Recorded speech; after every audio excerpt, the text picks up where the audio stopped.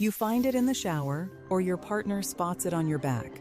A tick attached, and you have no idea how long it's been there. Most people do one of two things: panic or ignore it completely. Both are wrong, and what actually matters happens in a specific order over the next few weeks. So let me walk you through exactly what's happening in your body. Hour by hour and week by week, here's the single most useful thing to know. And I'll give it to you before anything else. For most tick-borne infections, the tick generally has to stay attached for a meaningful stretch of time, often somewhere in the range of a day or more, before it can pass an infection to you. That matters enormously. It means finding a tick early and removing it properly is genuinely protective.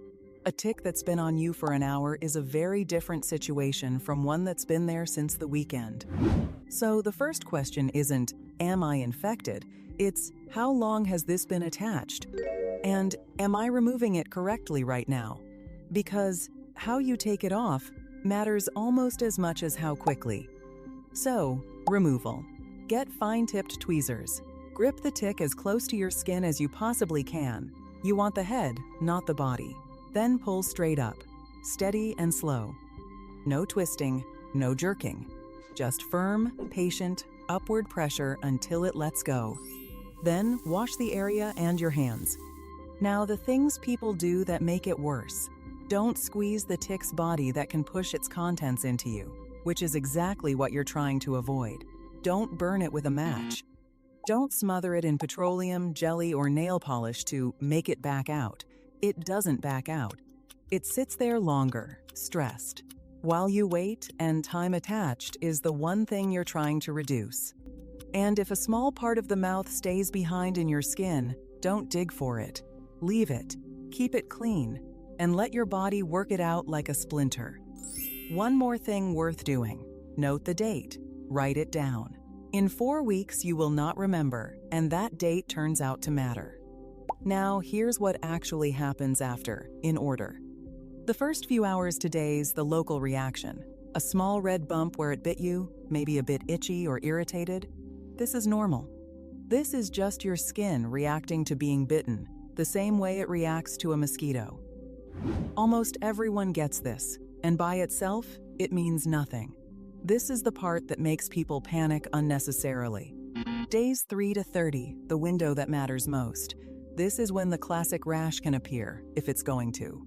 Most people picture a perfect bullseye, a red ring with clear skin inside, and that's the famous one. But here's what people miss. It often doesn't look like that at all. It can be a solid, expanding red patch with no ring whatsoever. It's usually not particularly itchy or painful, which is why it gets ignored. And crucially, it expands, it grows over days, which is the real giveaway. A bite reaction stays small and fades. This spreads. Also in this window, symptoms that feel exactly like flu, but without a runny nose or a cough. Fever, aching, headache, deep fatigue, sore joints, chills. And here's the trap in July. People assume it's a summer virus, because who thinks about flu symptoms in the middle of summer?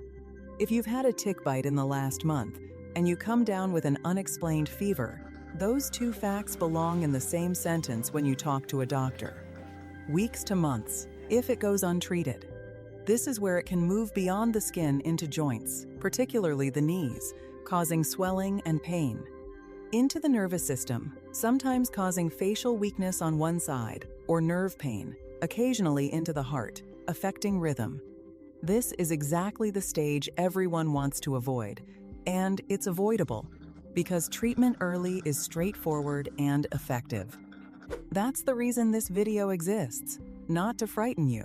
The whole point is that the early window is wide open and easy to act in if you know what you're looking at. So, when do you actually call someone? Call if you develop any expanding rash, whether or not it looks like a bullseye. Call if you get fever, chills, aching, or deep fatigue within about a month of a bite. Call if the tick was attached a long time, or you genuinely don't know how long. Call if you were bitten somewhere. Ticks commonly carry infection, and you're unsure what's normal. And call sooner rather than later if you're pregnant or your immune system is suppressed. You don't need to bring the tick in a bag, though some people do, and it's fine. What actually helps your doctor is the date, roughly how long it was attached, and where on your body it was. And prevention, since this is the part that saves you the whole ordeal. The single best habit is a tick check every time you come in from grass, woods, tall vegetation, or even long garden work. Not once a season every time. Check the places they hide: behind the knees, the groin, the waistband, the armpits, behind the ears, along the hairline, and the back of the neck. They like warm, tucked-away skin, and they're small enough to miss. Light-colored clothing makes them easier to spot. Tucking trousers into socks looks ridiculous and works. Showering within a couple of hours of coming inside gives you a chance to find and wash off anything not yet attached. And tumble-drying your clothes on high heat kills them. Washing alone often doesn't. Check children and pets too. Pets bring them indoors and then they find you. So the summary, in order. Remove it properly with tweezers.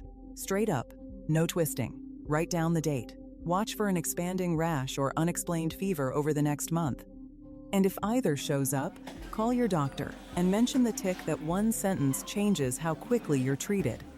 Found early and handled early, this is usually a small story. It only becomes a big one when the early window gets missed. If this was useful, leave a comment and share it with someone who spends time outdoors or with kids or dogs who do. And tell me, have you ever found one on yourself? If you develop a rash, fever, or feel unwell after a tick bite, contact your own doctor.